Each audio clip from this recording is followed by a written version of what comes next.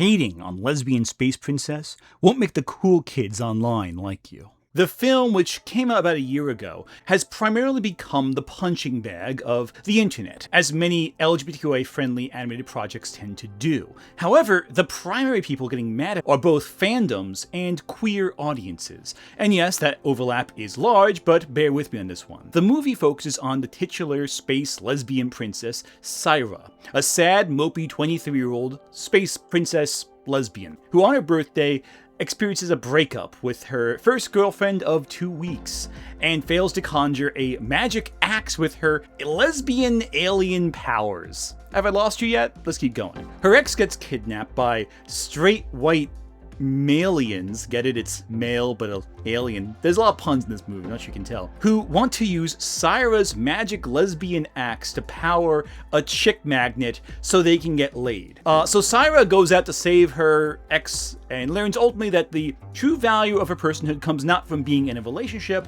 but from self-confidence and self-love, despite societal pressures to be in a relationship, to define your sexuality by being with someone else. It's a basic coming-of-age story as told through Rick and Morty humor, and to put it bluntly, I did not care much for this movie. The humor is too on the nose, it's a little loose with some of the politics it's incorporating into its story. I feel like once Syra goes on her journey, the movie's pacing is a little better, because its on-the-nose humor becomes less of a prominent focus and it's more conflict-based, but even then some of the gags go on for too long, and they weren't particularly funny to begin with. But even then, the film is still a slightly less obnoxious episode of Rick and Morty, only gayer and more women are in it.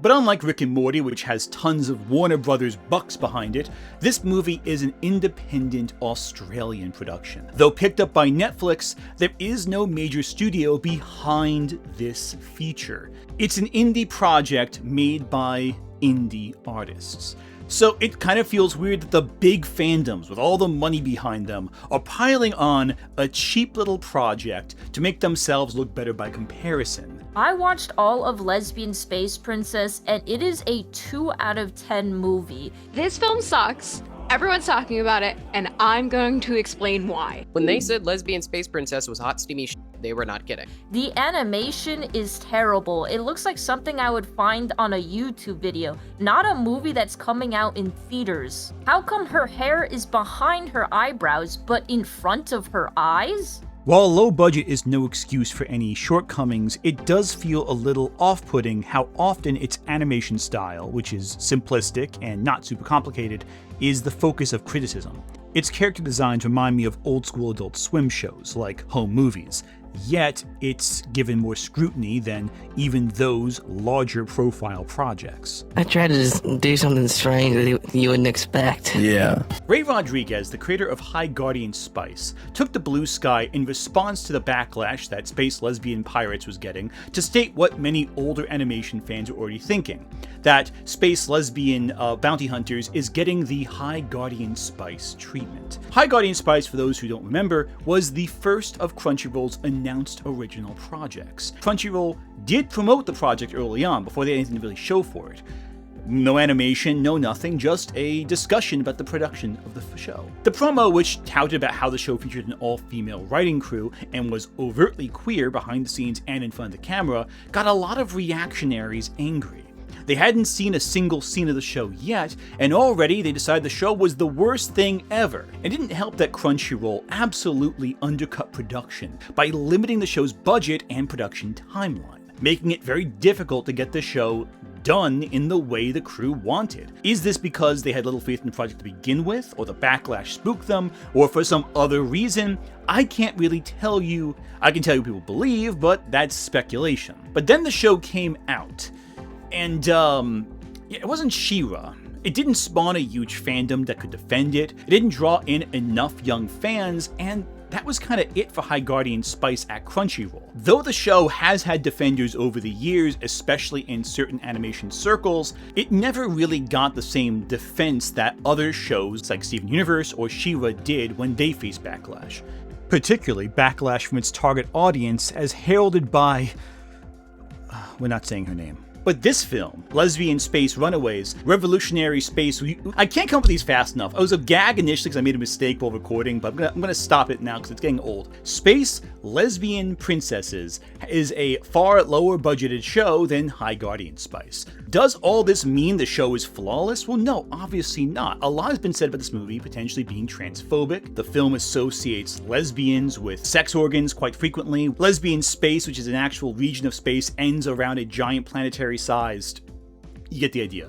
Further, the magic space axe is a labrise, explicitly called that in the film. Now, since the 70s, the labrise axe, a double-sided axe, basically a two-bearded axe, has been used as an icon of lesbian feminism. However, over the last 20 years or so, it has been included increasingly in trans-exclusive radical feminist circles, aka TERFs.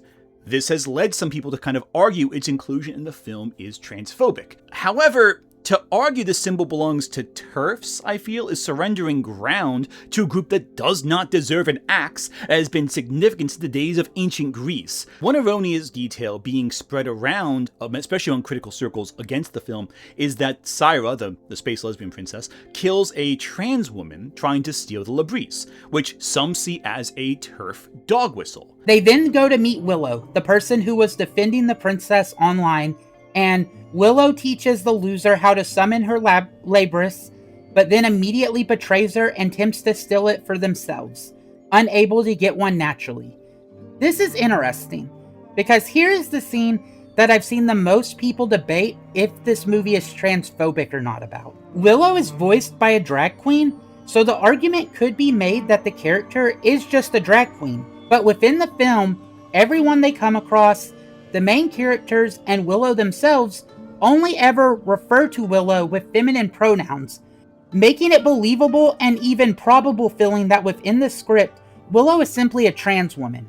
Which then opens the line of thinking from the director, even on a subconscious level, that lesbianism is an inherent thing only obtainable by being born a woman and awakening your lesbianism.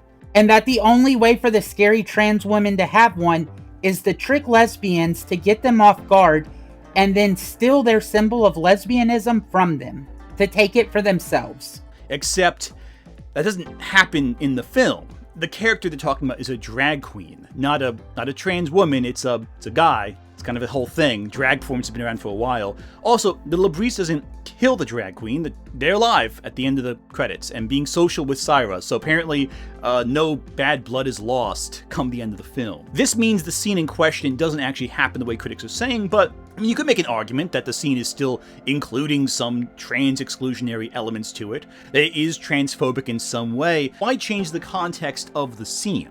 I'm not saying you can't criticize this moment. It is problematic, but the question becomes, to what end are you bringing it up at this time in this context? I think a lot of people are finding malice in the film, where a better explanation is just the animators didn't think of it, or they didn't think it through all the way. It's a very surface level film, and the jokes are kind of basic, but they carry with them implications and themes that are problematic. However, many critics are just looking at the fact that there is sexual stuff in the film and stopping there, as though the presence of sexuality is the problem, when the actual problems are more complicated than that.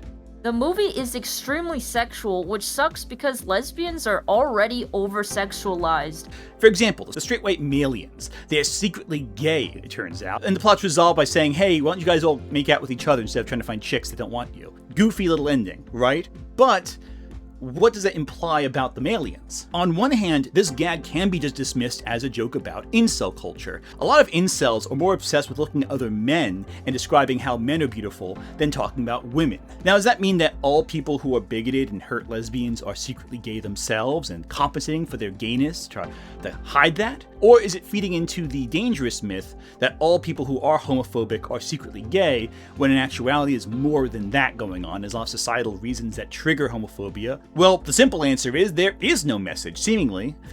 Except there kind of is, and it demonstrates the lack of thought put into these scenes in the movie. It's not just a stupid joke, the creators have admitted there is intentionality behind that. And that intentionality illustrates to me they didn't really think through all the elements of their plot and how it connects to a real-world context. The nature of the Malians is to create a message that the people who hate lesbians are more like lesbians than they want to admit, and they're all on their own journeys of self-discovery along the way, so we should exercise empathy towards those like and unlike ourselves.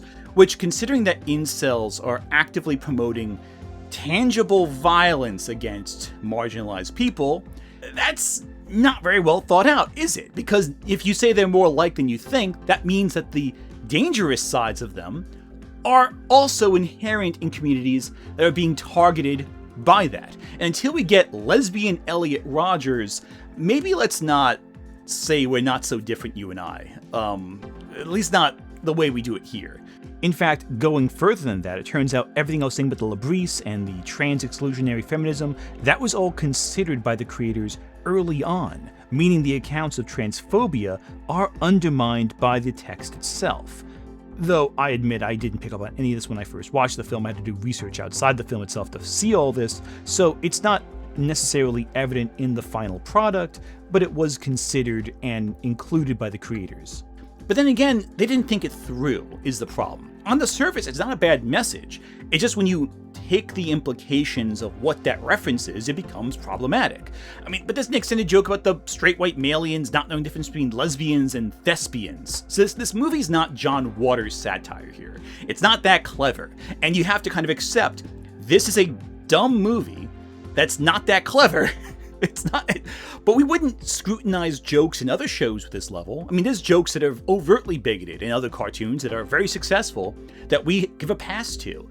If people try to think too much into it, we actually discourage that. So then why are we examining these jokes that are clearly dumb and stupid more than they actually were intended to be thought out? I mean, yeah, we can always do that. It's always fun to interpret art that way, but it seems disproportionate to how we usually treat these kinds of works. And yes, undeniably, there's a certain privilege in not needing to think through a topic more thoroughly. But by that same metric, there's also a vulnerability that certain artists have with certain art that they create, especially if it's LGBTQIA art. Your art would be absurdly scrutinized, regardless of its other merits.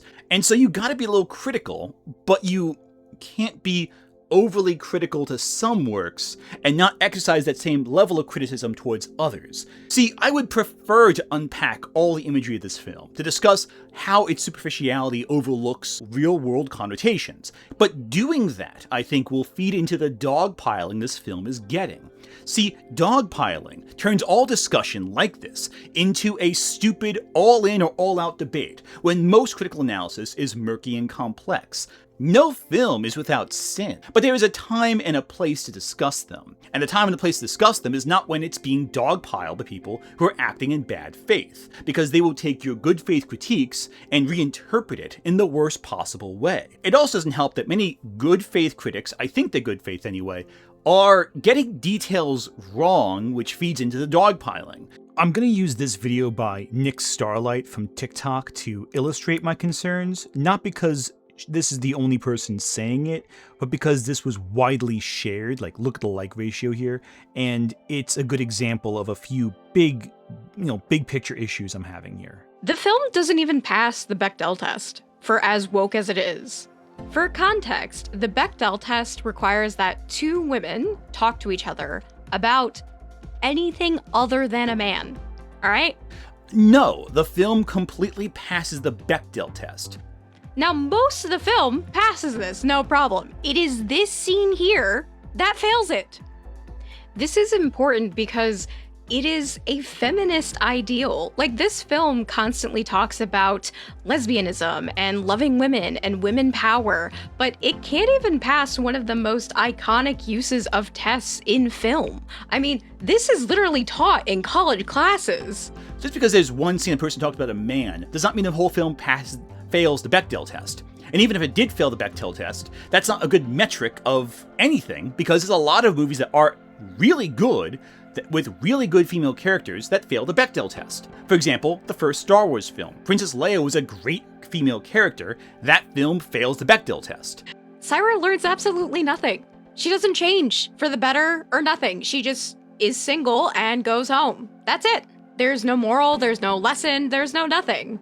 Over the course of the film, Syra becomes a bit more confident, and yes, absolutely, that is a good point of the film, especially for a coming-of-age story. However, she learns nothing.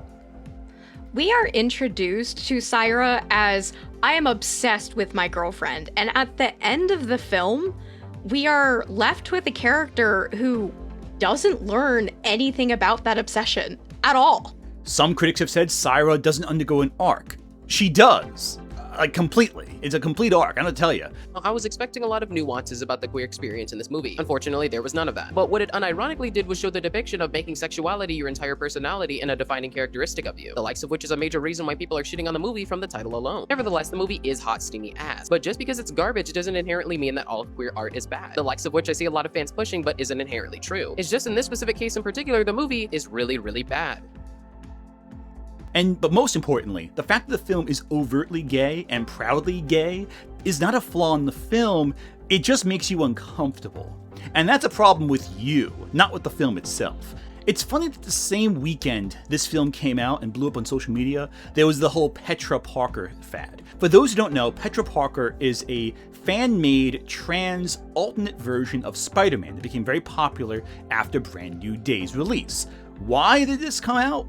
Like most fads on the internet, I'm not really sure who did it first or why, and it doesn't really matter. It's kind of taken a life of its own, and much of the art is overtly queer. However, these jokes are more grounded in realism, they're anchored in something, and they're more the average struggles of a Spider-Man character. And that makes it more relatable, I guess, more human, and the absurdist Rick and Morty humor we see in Lesbian Space Princess. I think that has helped the Petra Parker stuff land better, as well as being told in comic form. Honestly, this movie would have been a great comic, I think. The humor feels more slower paced and aimless in animation, but I think it'd be a lot punchier in panel form, personally. Also, if it's a comic, that means no songs. I did not care for the off-brand Rebecca Sugar songs personally, though I do know someone now memes on TikTok, so someone might like them. It's just not for me, you know? I'm not the target audience of this movie, but because so many people are talking about it, it's worth discussing on here.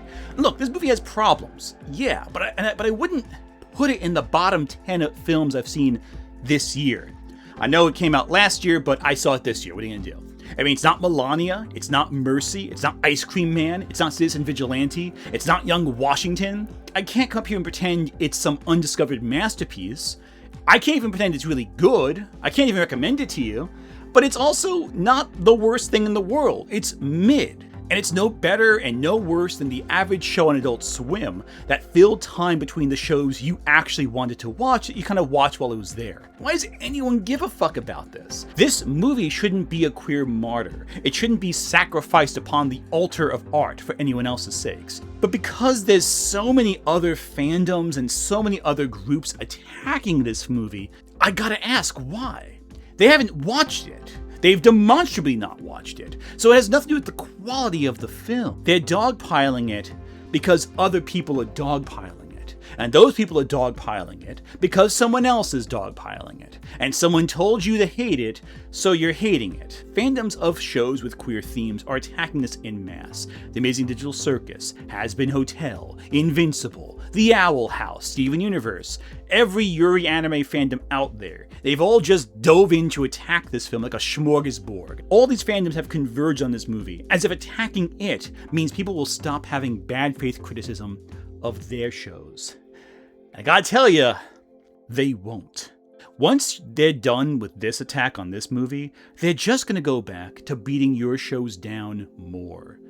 And they will get bored very soon. There's not a lot of material to this movie.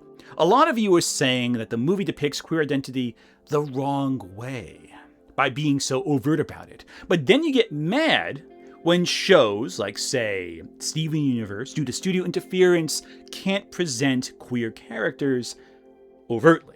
And I bring that up specifically because a lot of y'all are starting to sound exactly like another cursed name I have not uttered in a year now. And I feel that like Candyman, just mentioning her will summon her from a Canadian prison. I'm getting mad about the new Avatar show, probably.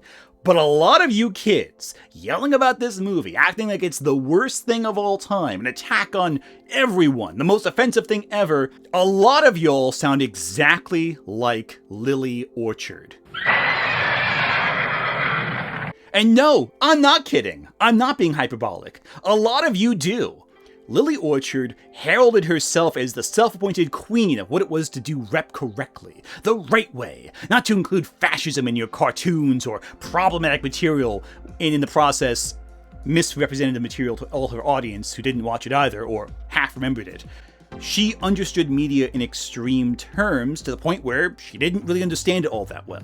LGBT representation in Western animation has been a hot issue for a decade now, ever since The Legend of Korra ended with a very hasty canonization of a pairing that had initially been born out of spite toward the love triangle in the first and second season. I mean, it even managed to eclipse the ever-popular Zutara because Korrasami's fandom weren't, abusive ghouls. When this happened, it was a big moment, a milestone for gay representation in a cartoon for children. Then, just a few years later, the She-Ra franchise was rebooted into She-Ra and the Princesses of Power, which went even further and featured a series-long romantic arc between the two lead characters, who are adopted sisters, and one of them relentlessly stalks and abuses the other like Jason Dean on estrogen, but they kiss, and that was a milestone. So much of what she said misrepresented the series that she criticized, but she also got a lot of views, and so she kept fucking doing what she was doing. And so every fandom sees this as a chance to say, no, my gay stuff isn't bad, it's done the right way, unlike this queer mess. But no, it's not. Your show will never be good enough, and they will keep attacking it, so fuck what they think. What value is there in attacking another show, in contributing to a dogpile when you know, once all is said and done, you're getting dogpiled next? You're not gonna change the bigots' minds, because oh yeah, they also hate the show too, and they're not gonna stop. Hell, they're still complaining about The Odyssey having Elliot Page in the cast. Do you really think they're gonna turn around on The Owl House or any of the Glitch shows and go, yeah, no, now that we've seen the way it could be done, you guys don't seem so bad by comparison? No, they're not. What the fuck are you talking about? They're still mad about Ghostbusters from 2016 with a female cast. So fuck them. Who cares what they think? I'm gonna tell you right now, I've spent more time talking about the implications of the dogpiling than I have the movie itself, because genuinely, Space Lesbian Princesses has not a lot to it. I watched it, it was okay, whatever. It feels like a relic of 12 years ago from the era of Tumblr where Kate Leth was still popular. Yeah, if you guys see, you just can't know who I'm talking about. But is it necessarily the worst thing in the world? Well, no, I don't think it's particularly bad. It's just a whatever Adult Swim show. So it definitely is getting a disproportionate amount of hate than it deserves. This is ridiculous. I'm not saying you can't have to like the movie. I don't like the movie. But you know what's worse? That Ricky Gervais cartoon that came out this month. Yeah, the cat one, it's a corporate slop. That's way worse. No one's talking about that. I think cynical corporate slop is a little worse than some weird indie film that's a little overtly gay. Especially if it's garbage. But then again, I think about all the energy being expended on insisting that this show does it wrong. Well, what about movies and shows that do it right? Why aren't you celebrating the good stuff? Because there have been some damn good movies about this topic this year. Look at Leviticus. Look at Girl Likes Girls. More people talked about the Purge rom-com movie than these two far more subversive, far more effective narratives that came out around the same time. Look at a couple years ago with I Saw the TV Glow, right? That film is an overt queer story about trans identity and suppression. And it saw a load of people come out of the woodworks because it was a good movie to ignore the fact it's about trans people. No, it's about trans people. You could like the movie, not be the target audience, but you can't argue the fact it's not about being suppressed. And just this month, same director, Teenage Sex and Death at Camp Miasma, that just dropped. Fantastic movie. It's getting critically lauded. Horror fans love this film. Jane Schoenbrunn might be one of the best horror directors currently working right now, and all their films are overtly queer. So why are you focusing on some animated film from last year, the same week a critically acclaimed satire dealing with similar themes in a far better way came out? Look, the answer's simple. It's harder to make fun of a good movie than it is a messy movie. and thus you get less traction, because the internet derives its attention spans through negativity. And you can't tell me the space lesbian film is worse than anything I've described so far, because you probably didn't fucking watch it. 95% of people complaining didn't watch the movie. You're just complaining to complain. Modern culture today is so obsessed with what's cringe or what's kind of dumb, it's exhausting. They are legitimate things to criticize, but you can't criticize it when it gets lost in the dog pile. Why would I waste my time describing actual problems with the movie when I know some jackass who didn't watch it is going to echo what I say to attack it? What's the value in that? The dog piles like this make it impossible to actually do my job, which is discuss the art in question. Hell, I knew of this film a while ago and didn't waste my time talking about it because it didn't look like my thing. That's a normal reaction to a film that you don't really think is going to be your thing. You don't waste your time. Watch something else. See, I'm reminded a while back, Sarah Z, yes, I'm calling you Sarah Z and not Sarah Z. The Canadian Z conspiracy ends here. And friend of the channel, Lady Emily, did a video discussing the concept of sacrificial trash, examining the nature of stories that you don't like, that aren't particularly good, but you feel like it's unethical to criticize because of the dogpiling around them. That if you criticize it, you're contributing to a culture that targets queer art in particular. And the example they used was High Guardian Spice. And there's a message in that video that I want to reiterate in my own words here that I think is still relevant now. And that's simply this. Queer art needs to be perfect, or else you'll be dogpiled by those who say you're terrible and problematic. And queer art can't be perfect, or someone else will start dogpiling it, because they'll just make up shit about your movie to make themselves feel good, and no one's gonna notice the difference.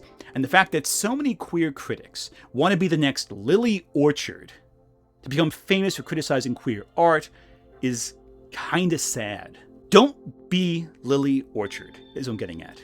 I'd actually like a story that took something like what happens in She-Ra seriously, seeing someone fleeing across enemy lines to get away from their psychotically possessive sibling until they're collapsing in front of their new friends, trembling and begging for help. But watching one of the supposed landmark LGBT cartoons end with all that abuse and trauma bonding and unhealthy quasi-incestuous attachment being validated in the end was one of the most profoundly nauseating things I've ever seen put to screen.